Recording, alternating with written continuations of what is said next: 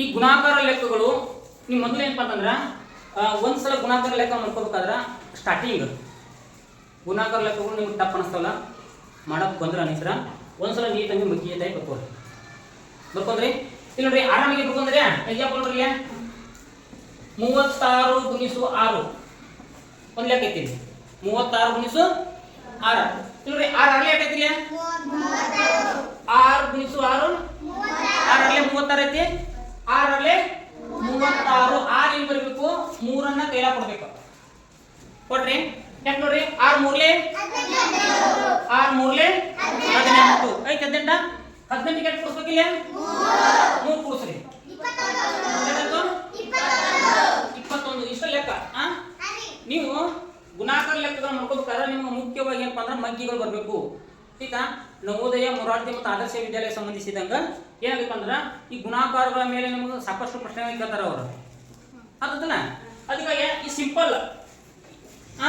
ಎರಡು ಸಂಖ್ಯೆಗಳನ್ನ ಯಾವ ರೀತಿ ಗುಣಿಸ್ಬೇಕಂತ ಕಲ್ತ್ರಿ ನಂತರ ನೋಡ್ರಿ ಇದೇ ಟೈಪ್ ಬರುತ್ತೆ ಇನ್ನೊಂದು ಲೆಕ್ಕ ನೋಡ್ರಿ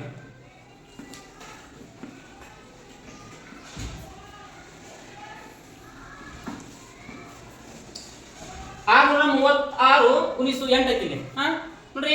8 ನಿಮಗೆ ಮಗ್ಗಿ ಅಂತ ಬರ್ಬೇಕಂತೈತೆ ಈ ಮೊನ್ನೆ ಬೇಕು 8 ಆಗ್ಲೇ 8 ನೋಡ್ಬೇಕಾ 8 8 8 2 8 24 8 8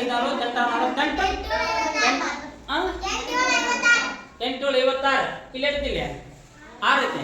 8 ಆಗ್ಲೇ 8 ಆಗ್ಲೇ 48 8 ಆಗ್ಲೇ 48 48ಕ್ಕೆ ಮಾಡಿ 4 ಕೈಲ ಕೊಡ್ರಿ 8 ಇಲ್ಲಿ ಬರ್ತದ್ರಿ 8 ಮೂರ್ಲೆ 24 8 ಮೂರ್ಲೆ 24 24 4 ಕುಡಿಸ್ರ 28 ಮತ್ತೆ ನೋಡಿ 2 ಕೈಲ ಕೊಡ್ರಿ 8 ಆಗ್ಲೇ 48 ಪ್ಲಸ್ 2 50 ಈ ರೀತಿಯಾಗಿ ನೀವು ಏನು ಮಾಡಬೇಕು ಅಂತಂದ್ರೆ ಗುಣಾಕಾರ ಲೆಕ್ಕಗಳನ್ನ ಮಾಡಬೇಕಾಗ್ತದ ಈಗ ಅರ್ಥ ಆಯ್ತಾ ನೆಕ್ಸ್ಟ್ ನೋಡ್ರಿ ಇಲ್ಲಿ 3 ಸಂಖ್ಯೆ ಕೊಟ್ರಿ ಕೊಟ್ಟ ಈ ರೀತಿ ಮಾಡ್ರಿ 2 ಸಂಖ್ಯೆ ಕೊಟ್ಟೋದು ಮಾಡ್ರಿ ಇನ್ನು 4 ಸಂಖ್ಯೆ ಕೊಡ್ತಾರೆ ನೀವು 4 ಸಂಖ್ಯೆ ನೋಡ್ರಿ ಯಾವ ರೀತಿ ಅಂತಂದ್ರೆ 7394 ಗುಣಿಸು 8 ಕೊಡ್ತಾರ ಈ ರೀತಿ ಕೊಟ್ಟಾಗ ನೀವು ಏನು ಮಾಡ್ಬೇಕಂದ್ರ ಯಾವ ರೀತಿ ಸೇಮ್ ಅದ್ರಲ್ಲಿ ಒಂದು ಸ್ಟೆಪ್ ಜಾಸ್ತಿ ಬಂದೈತೆ ನೋಡ್ರಿ 8 4 8 4 32 ನೋಡ್ರಿ 8 4 32 3 ಕೈಲ ಕೊಡ್ರಿ 8 ಮೊದಲೇ 72 ಕ್ಕೆ 3 ಕೊಡ್ಸ್ರಿ 75 7ನ್ನ ಕೈಲ ಕೊಡ್ಬೇಕಾ 8 ಮೂರ್ಲೆ 24 8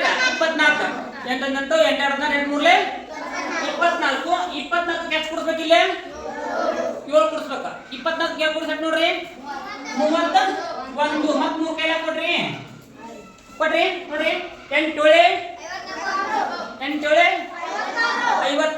56 3 ಕೊಡ್ಸ್ರ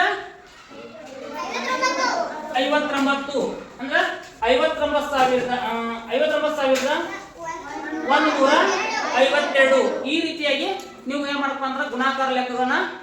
ಬಿಡಿಸ್ಬೇಕಾಗೈತಿ ಈಗ ನೀವು ಗುಣಾಕಾರ ಲೆಕ್ಕ ಬಿಡಿಸ್ಬೇಕಂದ್ರೆ ಈ ಟೈಪ್ ಒಂದ್ಸಲ ಯಾವ ಗುಣಾಕಾರ ಲೆಕ್ಕ ಮಾಡ್ತಿದ್ಲ ಆ ಟೈಪ್ ಮಗ್ಗಿ ಹಾಕೋರಿ ಮಗ್ಗಿ ಹಾಕೋದ್ರೆ ಏನಾಗೈತಿ ನೀವು ಈಜಿಯಾಗಿ ಗುಣಿಸಕ್ಕೆ ಬರುತ್ತೆ ಈಗ ಇದು 4 ಅಂಕಿ ಕೊಟ್ಟ ಈ ಟೈಪ್ ಮಾಡ್ರಿ ಈಜಿ ಸರಳವಾದ ರೀತಿಯಲ್ಲಿ ನೀವು ಲೆಕ್ಕ ಮಾಡ್ರಿ ನಂತರ ನೋಡ್ರಿ ಇನ್ನೊಂದು ಸ್ಟೆಪ್ ಕೊಡ್ತಾರೆ ಯಾವ ರೀತಿ ಅಂತಂದ್ರೆ 9243 ಗುಣಿಸು ಅವ್ರು ಏನ್ ಮಾಡ್ತಪ್ಪ ಅಂದ್ರೆ 66 ಅಂತ ಇದನ್ನ ತಗೋರಿ ಈ ಟೈಪ್ ನಿಮ್ಗೆ 66 ಮಗ್ಗಿ ಬರ್ತಾವನ ಬರಂಗಿಲ್ಲ 66 ಮಗ್ಗಿ ಬರಂಗಿಲ್ಲ ಅಂತಂದ್ರ ಅಲ್ಲಿ ಏನ್ ಮಾಡಪ್ಪ ಅಂದ್ರ ಒಂದೊಂದು ಸಂಖ್ಯೆಯಿಂದ ಗುಣಿಸ್ತಾ ಹೋಗ್ಬೇಕು ಆಯ್ತಾ ಫಸ್ಟ್ ಸ್ಟೆಪ್ ಏನ್ ಮಾಡ್ತಾ ಅಂದ್ರೆ ಇನ್ನು 6 ಇಂದ ಗುಣಿಸ್ಬೇಕು ಯಾವ ರೀತಿ ಹೆಂಗ್ ಬಿಡಲ್ಲ ಇದೇ ಟೈಪ್ ಏನ್ ಮಾಡ್ಬೇಕು 6 ಮೂರ್ಲೆ 6 ಮೂರ್ಲೆ 13 ಒಂದು ಕೈಲ ಕೊಟ್ರೆ 6 4 24 ಪ್ಲಸ್ 1 25 25 ನೆಕ್ಸ್ಟ್ 2 ಕೈಲ ಕೊಡ್ರಿ 6 2 12 2 14 ಮತ್ತೊಂದು ಕೈಲ ಕೊಡ್ರಿ 6 ಮತ್ಲೆ 54 ಐತಿಲ್ಲ 2 54 54 ಎಷ್ಟು ಕೊಡಿಸ್ಬೇಕು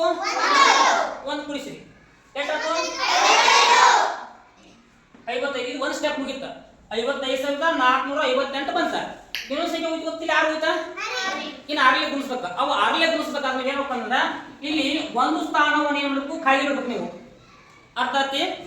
ಒಂದು ಸ್ಥಾನವನ್ನು ಖಾಲಿ ಬಿಟ್ಟ ನೆಕ್ಸ್ಟ್ ಮುಂದಿಂದ ಗುಣಿಸ್ತಾ ಹೋಗ್ಬೇಕು ನೋಡ್ರಿ 6 ಮೂರ್ಲೆ 18 ನೋಡ್ರಿ ಒಂದು ಕೈಲ ಕೊಟ್ರಿ ನೆನಪಿರ್ಲಿ ಕೈಲ 6 ನಾಲ್ಕಲೆ 24 ಇನ್ನು ಕೈಲೆ ಎಷ್ಟಾಯ್ತು 25 ಆಯ್ತು ಎರಡು ಕೈಲ ಇಲ್ಲಿ ಕೊಟ್ರಿ 6 ಎರಡ್ಲೆ 12 ಒಂದ್ ಎರಡು ಕೈಲೆ ನೆನಪಿರ್ಲಿ ಎಷ್ಟಾಯ್ತು 14 ಮತ್ತೆ ಮಾಡಿ ಒಂದ್ ಕೈಲ ಕೊಟ್ರಿ 6 9ಲೆ 54 ಇಲ್ಲೂ ಕೈಲೊಂದ್ ಐತಿ ಕುಡಿದ್ರಿ 55 ಇಷ್ಟು ಬಂತ ಇನ್ನ ಈ ಲೆಕ್ಕ ಏನ್ ಮಾಡಪ್ಪ ಅಂತಂದ್ರ ಈಗ ಬಂದಿರ್ತಕ್ಕಂಥ ಗುಣಲಬ್ಧ ಇಲ್ಲ ಈ ಗುಣಲಬ್ಧಗಳನ್ನ ಕೂಡಿಸ್ಬೇಕು ನೋಡ್ರಿ 8ಕ್ಕ 8 5 8 5 8 ಅಲ್ಲ 13 ಒಂದ್ ಕೈಲಾಗ ಕೊಟ್ರಿ ಎಷ್ಟು ನೋಡ್ರಿ 5 4 5 9 1 10 ಒಂದು ಕೈಲಾಗ ಕೊಟ್ರಿ 5 4 9 9 1 10 ಒಂದು ಕೈಲಾಗ ಕೊಡ್ರಿ ಮತ್ತ 5 5 10 1 11 ನೆಕ್ಸ್ಟ್ ಒಂದು ಕೈಲಾಗ ಕೊಡ್ರಿ 5 1 6 ನೋಡ್ರಿ ಇಷ್ಟು ಬಂದ್ರ ನಿಮ್ಮ ಲೆಕ್ಕ ಸರಿ ಈಗ ನೋಡ್ರಿ 6,10,38 6,10,38 ಇಷ್ಟು ಬಂದ್ರ ನಿಮ್ ಲೆಕ್ಕ ಏನಪ್ಪ ಅಂತಂದ್ರ ಸರಿ ಈ ರೀತಿಯಾಗಿ ನೀವು ಗುಣಾಕಾರ ಲೆಕ್ಕಗಳನ್ನ ಮಾಡ್ಬೇಕಾಗ್ತದ ಅರ್ಥ ಆಯ್ತು ನಂತರ ಮತ್ತೆ ಒಂದು ಸ್ಟೆಪ್ ಅದ ಯಾವ ಟೈಪ್ ಅದ ಇದು ಅರ್ಥ ಆಯ್ತದ ಎನಿ ಡೌಟ್